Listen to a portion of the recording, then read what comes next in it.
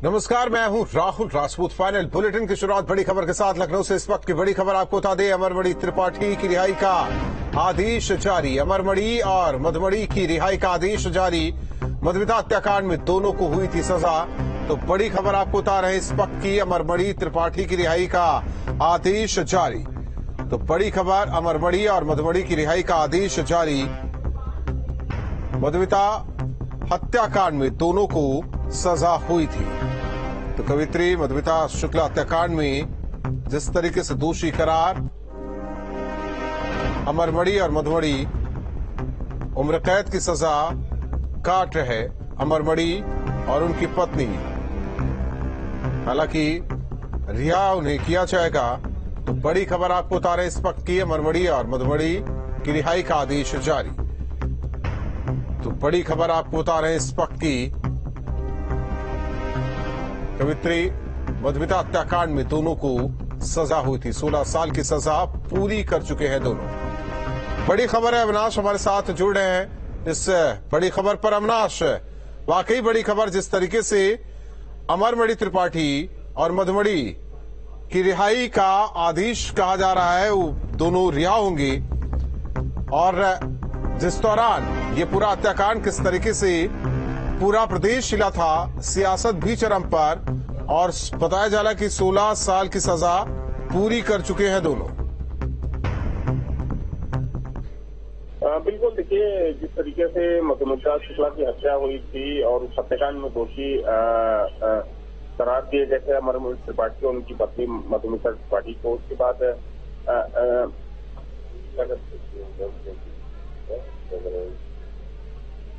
जी, तो बड़ी खबर बता रहे हैं दर्शकों को इस वक्त के लखनऊ से।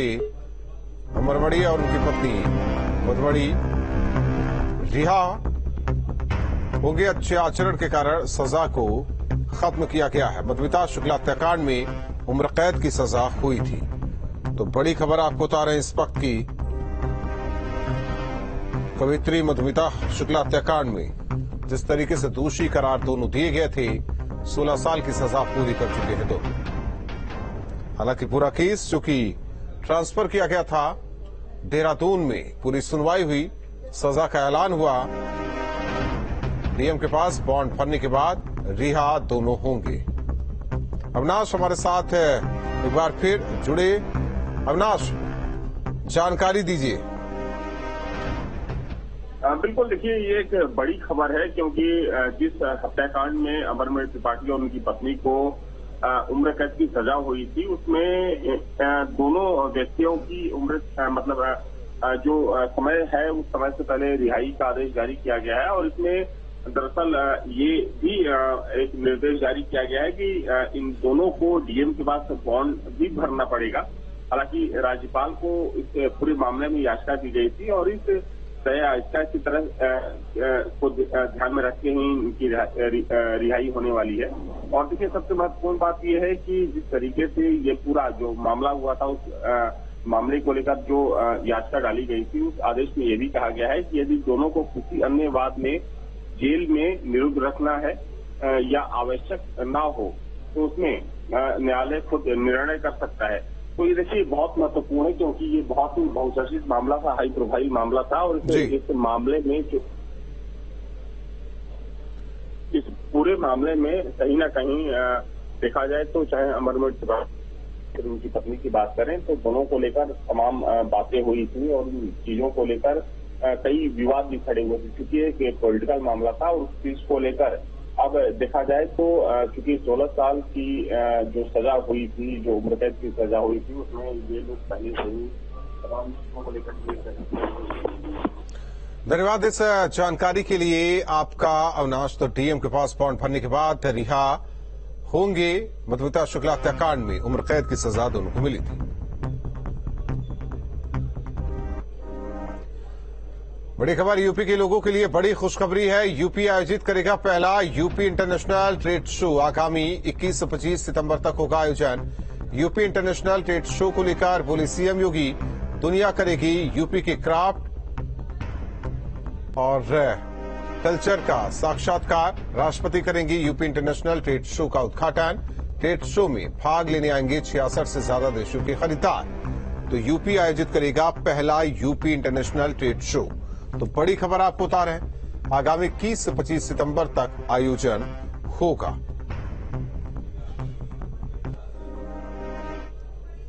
बड़ी खबर लखनऊ से आपको बता दें, नवदीप रिढ़वा होंगे यूपी के मुख्य निर्वाचन अधिकारी। 1999 बैच के आईएएस अफसर हैं नवदीप। सीईओ अजय कुमार शुक्ला के स्थान पर होंगे तैनात। तो लखनऊ से बड़ी खबर आपको बता रहे हैं,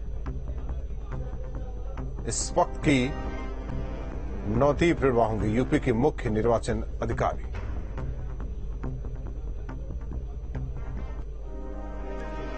अभिनेता अक्षय कुमार और अभिनेत्री सारा अली खान पहुंचे सीतापुर। बारिश के चलते आज सीतापुर में ही रुके अक्षय कुमार। 11वीं वानी पीएसी में चल रही स्काई फोर्स की शूटिंग। तो बड़ी खबर आपको बता रहे हैं, अभिनेता अक्षय कुमार और अभिनेत्री सारा अली खान सीतापुर पहुंचे। फिल्म की शूटिंग हो रही है। बारिश के चलते आज सीतापुर में ही रुकी अक्षय कुमार। तो बड़ी खबर आपको बता रहे हैं, 11वीं वानी पीएसी में चल रही स्काई फोर्स की शूटिंग।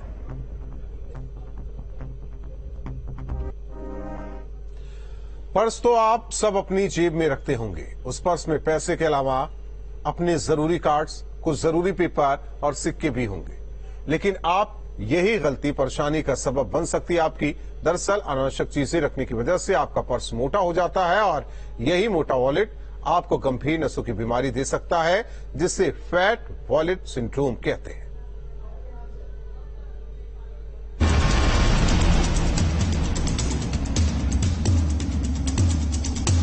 अगर आप पैंट की पिछली जेब में पर्स रखते हैं तो जरा सावधान हो जाइए। ये छोटी सी आदत आपको गंभीर बीमारी का शिकार बना सकती है और इससे आपका चलना फिरना, उठना बैठना तक दूभर हो सकता है, क्योंकि आप फैट वॉलेट सिंड्रोम का शिकार हो सकते हैं। कई बार ऐसा हुआ कि लॉन्ग ड्राइव पे जब चलते हैं तो बैक पेन, लेग साइड पे पीछे की तरफ एड़ी तक का पैर में दर्द होता था। तो मैं कई डॉक्टरों से मैंने ओपिनियन लिए पूछा, तो फिर उन्होंने ये बताया कि इसको आप आगे रखो और उसके कई फैक्टर उन्होंने बताए। हाँ, पर्स पीछे रखता हूँ तो उसमें जो है पेन थोड़ा सा हैवी हो जाता है, मोटा हो जाता है, तो और ज्यादा प्रॉब्लम होती है उसको पर्स में रखने में, कहीं बैठने उठने में। और जो आगे रहता है तो ज्यादा कंफर्टेबल रहता है। पर ऐसे लोग हैं कि उनको डायग्नोसिस ही नहीं हो पा रही थी कि किस वजह से हो रहा है, और जब पता चला कि वो पर्स हटा दिए, पर्स हटा के चलने लगे, गाड़ी में बैठने लगे, तो उनका वो दर्द अपने आप ठीक हो गया। तो सबसे अनुरोध है कि इस तरीके की चीजें डॉक्टर को जरूर बताएं कि हम पर्स रखते हैं या इस तरीके से बचा के रखें, तो बहुत सारी समस्याओं से वो निजात पाए जाएंगे। जैसे कि मोबाइल का है, मोबाइल को फ्रंट जेब में रखना, और ये सब भी एक उपाय है कि इसको ठीक से रखें। अब आपको बताते हैं कि फैट वॉलेट सिंड्रोम है क्या। मेडिकल भाषा में पिरिफॉर्मिस सिंड्रोम साइटिका तंत्रिकाओं से संबंधित एक डिसऑर्डर है।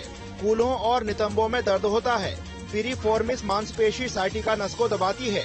नितंब पैर के पिछले हिस्से में दर्द या सुन्नता, पीठ के एक तरफ लगातार दर्द रहना। पर्स अगर रेगुलर रख रहे हैं और थोड़ा सा मोटा पर्स है, माने जिसमें कार्ड सभी टाइप के हैं, क्रेडिट कार्ड है, डेबिट कार्ड है, या मेल कैंडिडेट अपने सारे पेपर्स भी उसी में रख लेते हैं और मोटा हो जाता है पर्स। अगर वो लंबे समय तक कहीं पर प्रेस कर रहा है, पीछे एक सियाटिक नर्व जाती है और वो रेगुलर अगर इरिटेट हो रही है तो वो प्रॉब्लम क्रिएट कर सकती है। डॉक्टरों के मुताबिक पैंट की पिछली जेब में पर्स रखने की आदत आपके कूल्हों को खराब कर सकती है। दरअसल युवाओं की आदत होती है कि जरूरी कागजात से लेकर रुपए, पैसे और तमाम एटीएम और क्रेडिट कार्ड तक पर्स में ही रखते हैं। ऐसे में पर्स काफी मोटा हो जाता है। वहीं पर्स पैंट की जेब में रखकर लोग बैठते हैं तो इसका दबाव कूल्हों पर होता है और कूल्हा उठ जाता है। कभी अगर पर्स काफी थिक है या उसमें काफी सामान है तो वो नर्व पे और चीजों पे प्रेशर डालता है। जब आप बैठते हो तो नर्व कंप्रेशन की वजह से थोड़ा सा पेन या टिंगलिंग, नमनेस, झंझनाहट या इस तरह की दिक्कतें हो सकती हैं। नर्व पे प्रेशर होगा, मसल्स पे प्रेशर होगा, वीकनेस होगी, टिंगलिंग, नमनेस होगी, पेन होगा, ये सारी चीजें हो सकती हैं। इस आदत से आपके कूल्हे खराब हो सकते हैं। इस समस्या से बचने के लिए आपको पैंट की पिछली जेब में पर्स रखने की आदत को छोड़ना होगा। डॉक्टरों ने साफ तौर पर अपील की है और कहा है कि जो लोग अपनी पैंट के पीछे वाली जेब में पर्स रखते हैं वह रखना बंद कर दें। अब देखना ये होगा कि डॉक्टर के द्वारा इस अपील का कितना असर आवाम पर पड़ेगा। कैमरा पर्सन शफुल हसन के साथ Syed Uvais Ali, news state, Lucknow. UP Congress के नए अध्यक्ष अजय राय ने शपथ ग्रहण किया।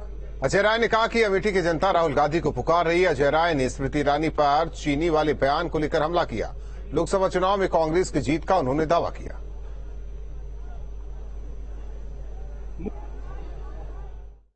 अजय राय जी हैं सर, आज शपथ ग्रहण हो गया आपका, कैसा महसूस कर रहे हैं, क्या कहना चाहेंगे? देखिए, पदभार ग्रहण किया मैंने, हमारे सभी कार्यकर्ता, हमारे सभी वरिष्ठ जन का आशीर्वाद मिला। हमारे नेता राष्ट्रीय अध्यक्ष मल्लिकार्जुन खड़गे साहब का, हमारे नेता राहुल जी का, प्रियंका जी का, जो उन्होंने छोटे से कार्यकर्ता विश्वास किया है, उस पर निश्चित तौर से पूरी तरीके से खरा उतरूंगा और जितने भी कार्यकर्ता हैं उनके साथ पूरी दमदारी के साथ हम लोग खड़े रहेंगे। आपके प्रदेश अध्यक्ष की घोषणा होते ही सबसे बड़ा बयान आपने राहुल गांधी जी को लेकर दिया, क्या कहना चाहेंगे अमेठी को लेकर के? उनके अमेठी की जनता राहुल जी को पुकार रही है, वो चाह रही है कि राहुल जी आवे, क्योंकि मैं 12 जिले का मैं जब इंचार्ज था तो उसमें अमेठी भी था, मैं दर्जनों बार गया और वहां पर एक एक कार्यकर्ता चाहता है कि राहुल जी यहां से चुनाव लड़े और डंके की चोट पर। क्यों? क्योंकि वहां का कार्यकर्ता ठगा हुआ महसूस कर रहा है। स्मृति ईरानी ने कहा 13 रुपए किलो चीनी देंगे, 13 रुपए किलो चीनी नहीं मिली अमेठी वालों को, झूठ बोला गया अमेठी से। इसलिए अमेठी की जनता अपने बेटे, अपने भाई राहुल जी के साथ चाहती है। प्रियंका गांधी को लेकर प्रियंका जी जहां से लड़ना चाहेंगे, हम सब लोग पूरी ताकत के साथ उनके साथ। रणनीति 2024 में डंके की चोट पर हम जीतेंगे। बहुत बहुत शुक्रिया। तो ये थे हमारे साथ उत्तर प्रदेश कांग्रेस कमेटी के नए प्रदेश अध्यक्ष जिन्होंने आज पदभार ग्रहण किया। वीडियो जर्नलिस्ट सूफीकांत के साथ शुभम पांडे, न्यूज स्टेट, लखनऊ। मऊ पहुंचे बीजेपी नेता पंकज सिंह। दारा सिंह चौहान के समर्थन में चुनाव प्रचार उन्होंने किया। विपक्ष पर लगाया अफवाह फैलाने का आरोप। घोसी उपचुनाव में बड़ी जीत का उन्होंने दावा किया। तो पंकज सिंह मऊ पहुंचे, दारा सिंह चौहान के समर्थन में उन्होंने प्रचार किया। उन्होंने बीजेपी की जीत का दावा किया। विपक्ष पर लगाया अफवाह फैलाने का आरोप। तो बड़ी खबर आपको बता रहे हैं, घोसी उपचुनाव में बड़ी जीत का उन्होंने दावा किया।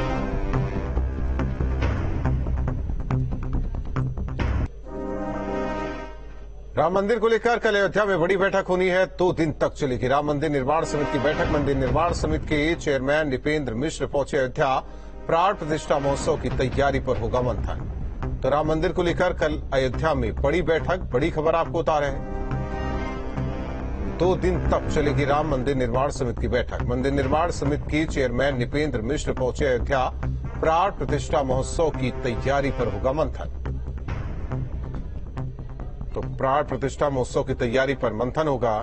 तो बड़ी खबर आपको बता रहे हैं, अयोध्या में बड़ी बैठक। राम मंदिर को लेकर कल अयोध्या में बड़ी बैठक होनी है।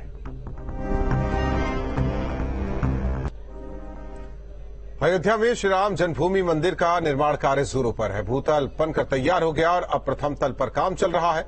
श्री राम के इस मंदिर में अन्य मंदिर भी बनकर तैयार हो रहे हैं। इन्हीं में से मध्य प्रदेश के नर्मदा नदी से मिले शिवलिंग से राम मंदिर में भगवान भोले का मंदिर भी बनाया जाएगा, जिसको अयोध्या लाया गया है। आए हैं राम मेरे राम राम, आए हैं राम मेरे राम राम, आए हैं राम मेरे राम राम, आए हैं। अयोध्या में प्रभु राम का भव्य मंदिर बन रहा है। सैकड़ों साल बाद बनने वाले इस भव्य मंदिर के जरिए पूरे भारत को एक सूत्र में पिरोया भी जा रहा है।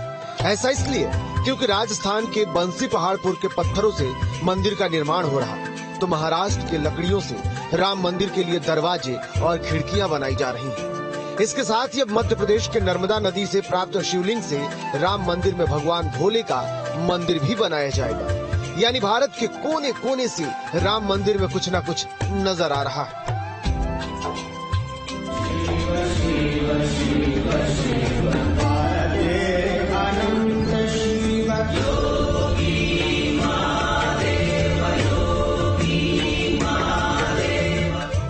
मध्य प्रदेश के ओंकारेश्वर से रथ पर सवार 4 फीट ऊंचा एक विशाल काय शिवलिंग धर्मनगरी अयोध्या लाया गया है। इस पवित्र शिवलिंग को राम जन्मभूमि मंदिर परिसर में शिव मंदिर में प्राण प्रतिष्ठा किया जाएगा। हालांकि अयोध्या पहुंचे इस शिवलिंग पर भी राम जन्मभूमि तीर्थ क्षेत्र ट्रस्ट के महासचिव चंपत राय ने विधि विधान पूर्वक रुद्राभिषेक कर शिवलिंग को स्वीकार किया है।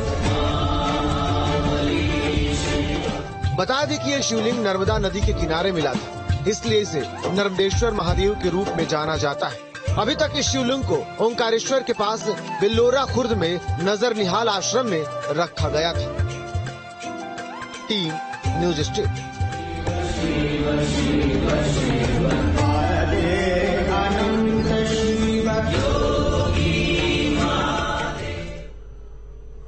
बड़ी खबर अमरोहा से व्यापारी से 50 लाख की लूट। बाइक सवार बदमाशों ने वारदात को अंजाम दिया। कार में रखा आरोपियों से भरा बैग लेकर बदमाश फरार। व्यापारी से लूट के बाद इलाके में हड़कंप। आरोपियों की तलाश में जुटी पुलिस। तो अमरोहा में व्यापारी से 50 लाख की लूट की गई। तो बड़ी खबर आपको बता रहे हैं इस वक्त की। बाइक सवार बदमाशों ने वारदात को अंजाम दिया।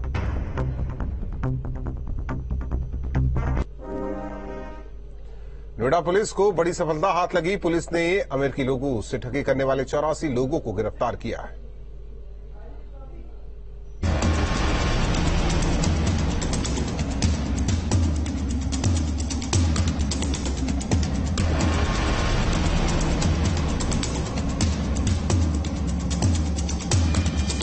नोएडा में फर्जी कॉल सेंटर के जरिए विदेशी लोगों से ठगी करने वालों के खिलाफ पुलिस ने बड़ी कार्रवाई की है।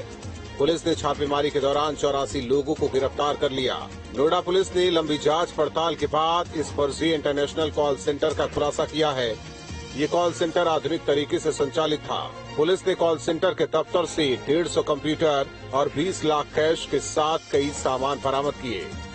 इसी पूरे हॉल में यहाँ पर कर्मचारियों को बैठाकर विदेशों में कॉल कराई जाती थी और इंटरनेशनल लेवल पर लोगों के साथ ठगी की जाती थी। अभी तक की पूछताछ में खुलासा हुआ है कि इनके पास से 20 लाख रुपए का कैश बरामद हुआ है, जबकि 150 के आसपास कंप्यूटर बरामद हुए हैं। उसके अलावा कुछ कार बरामद हुई है और ये लोग बिटकॉइन के माध्यम से पैसा लिया करते थे। इस तरीके की भी जानकारी अभी तक निकल कर आई है। इन्हीं कंप्यूटर के माध्यम से यहाँ पर इस ठगी के कारोबार को पिछले करीब 2 महीने से अंजाम दिया जा रहा था और पुलिस की पूछताछ में कई अहम चौंकाने वाले खुलासे हुए। जो इस पूरे खेल के मास्टरमाइंड थे उन लोगों से लगातार पूछताछ की जा रही है। पुलिस के मुताबिक ये ग्रुप गिफ्ट कार्ड और क्रिप्टो करेंसी के नाम पर विदेशी लोगों के बैंक अकाउंट से सेधमारी करते थे। यही नहीं, इसके जरिए ये हर रात करीब 30 से 40 लाख रुपए तक की कमाई करते थे। वहीं इस मामले में पुलिस को अब भी मास्टरमाइंड की तलाश है। एक कॉल सेंटर यहाँ चल रहा था, हम लोगों को सूचना मिली थी, तो उसमें हमारी टीम ने रेड की। रेड करने पे जो है वो लगभग जो है 150 डेस्कटॉप या 150 सेंटर्स थे जो वहाँ पे ऑपरेट हो रहे थे। जो 84 लोगों को हमने अरेस्ट भी किया है इसमें, और 2 लोग इसमें जो है जो मास्टरमाइंड है, योगेश और हर्ष, ये अभी जो है वो भागे हुए हैं। इनको भी जल्दी अरेस्ट करेंगे, इससे और आगे की चेन डेवलप होगी। इनको डार्क वेब के माध्यम से जो है वो काफी लोगों का डाटा मिला है और उसी से ये करते थे। उसमें लगभग जो है वो 4 लाख लोगों का डाटा अभी तक जो बताया गया है निकल के आया है और 4 महीने से ये कर रहे थे, तो काफी भारी मात्रा में लोगों के साथ। फिलहाल पुलिस हवाला के साथ कई और एंगल से पूरे मामले की तफ्तीश में जुट गई है। नोएडा पुलिस ने इंटरनेशनल कॉल सेंटर का खुलासा करते हुए 84 लोगों को गिरफ्तार किया गया है। गिरफ्तारों में कई महिलाएं भी शामिल हैं। ये लोग पिछले काफी लंबे समय से अमेरिकी लोगों का डेटा लेकर उनको टारगेट किया करते थे और उनके बैंक खातों में सेंधमारी किया करते थे। साथ ही साथ इन आरोपियों की अगर बात की जाए तो एक रात में 30 लाख से 40 लाख रुपए तक कमाया करते थे, जिससे पुलिस को अंदेशा है कि इन आरोपियों के द्वारा अभी तक अरबों रुपए की ठगी की जा चुकी है। लिहाजा पूरे मामले को लेकर पुलिस जांच कर रही है। पुलिस अधिकारियों का कहना है कि पैसा ये लोग विदेश से मंगाने में हवाला का भी प्रयोग किया करते थे। इनके पास से 20 लाख रुपए का कैश बरामद भी हुआ है। 150 कंप्यूटर इनके पास से बरामद हुए हैं और मोबाइल भी बरामद हुए हैं। जिस तरीके से ये सारा सामान आप देख रहे हैं, ये तमाम सामान बरामद करने के साथ साथ इनके पास से मिले मोबाइल और कंप्यूटर को एनालाइज किया जाएगा और इस बात की जानकारी लगाई जाएगी कि बिटकॉइन के माध्यम से जो पैसा इन लोगों के द्वारा लिया जाता था उसको किस माध्यम से और किन किन बैंक खातों में ये लोग रखे हुए थे। उन बैंक खातों को लेकर जांच के साथ साथ पुलिस अधिकारियों का कहना है अन्य जो जांच एजेंसियां हैं उनको भी इस पूरे मामले में इन्वॉल्व किया जाएगा और आने वाले समय में इन सभी आरोपियों पर गैंगस्टर की भी कार्रवाई होगी। वीडियो जर्नलिस्ट जगदीश चंद के साथ अमित चौधरी, न्यूज स्टेट नोएडा। मुजफ्फरनगर की कोर्ट ने 20 साल पुराने हिंसा के एक मामले में 36 आरोपियों को 10-10 साल की कारावास की सजा सुनाई है। आरोपियों को दोषी पाए जाने के बाद सजा का ऐलान किया गया। दरअसल मामला थाना सिविल लाइन क्षेत्र का है। 14 फरवरी 2003 को 2 पक्षों के बीच पुरानी रंजिश को लेकर जबरदस्त हिंसा हो गई थी। भीड़ ने आगजनी पथराव किया जिसमें एक घर को आग के हवाले किया गया। कई पुलिस अधिकारी जख्मी हुए। कुल 62 लोगों को मामले में आरोपी बनाया गया। अब 36 आरोपियों को जेल हुई है। माननीय न्यायाधीश श्री शक्ति सिंह ने दोनों पक्षों की व्यापक बहस को सुना तथा जो अभियुक्त है उन्हें 10-10 साल के कारावास व 20-20 हजार रुपए के अर्थदंड से दंडित किया है। अन्य धाराओं में भी इस मामले में अभियुक्तों को दंडित किया गया है। बड़ी खबर मेरठ से, पुलिस और बदमाशों के बीच मुठभेड़। राहुल नाम का बदमाश गोली लगने से जख्मी। कुछ दिन पहले सराफा व्यापारी से की थी लूट। कोतवाली पुलिस की रेलवे स्टेशन के पास मुठभेड़ हुई है। तो बड़ी खबर आपको बता रहे हैं, मेरठ से पुलिस और बदमाशों के बीच मुठभेड़। राहुल नाम का बदमाश गोली लगने से जख्मी हुआ है। कुछ दिन पहले सराफा व्यापारी से लूट की वारदात को दिया था अंजाम।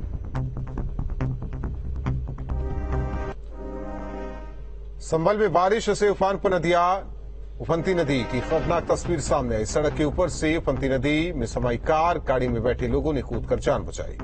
तो बड़ी खबर आपको बता रहे हैं इस वक्त की।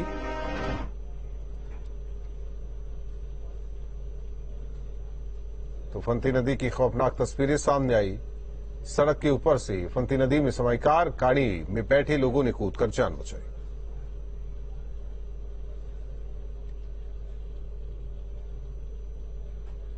तस्वीरें आपको दिखा रहे हैं जिस तरीके से लगातार नदियों का कहर और किस तरह से लोग परेशान।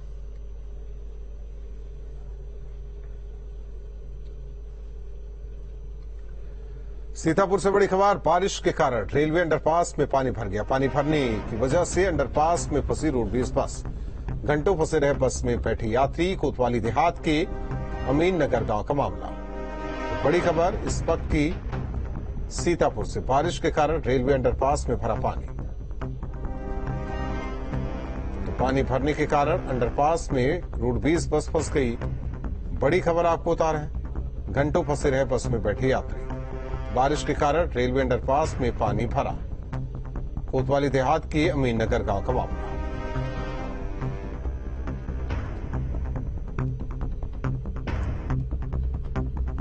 दो तस्वीरें आपको दिखा रहे हैं जहां संभल में रोड पर पानी आने की वजह से किस तरीके से गाड़ी हादसे का शिकार। गाड़ी में सवार लोगों ने कूदकर जान बचाई। वही दूसरी तस्वीर भी आपको दिखा रहे हैं, अंडरपास में किस तरीके से रोडवेज बस फंसी हुई। संभल में बारिश से उफान पर नदियां, हालात क्या बने हुए तस्वीरें देखिए। वहीं सीतापुर में बारिश के कारण रेलवे अंडरपास में पानी भर गया, जिसमें बस फंसी। घंटों तक यात्रियों की सांस अटकी रही।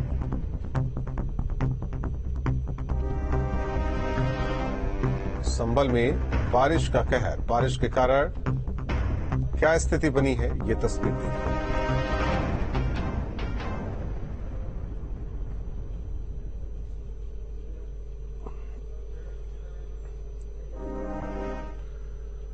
वहीं हिमाचल प्रदेश में लगातार कुदरत का कहर बरप रहा है। कुल्लू से जो तस्वीर आई वो झकझोर कर रख देने वाली। कुछ ही सेकंड में कई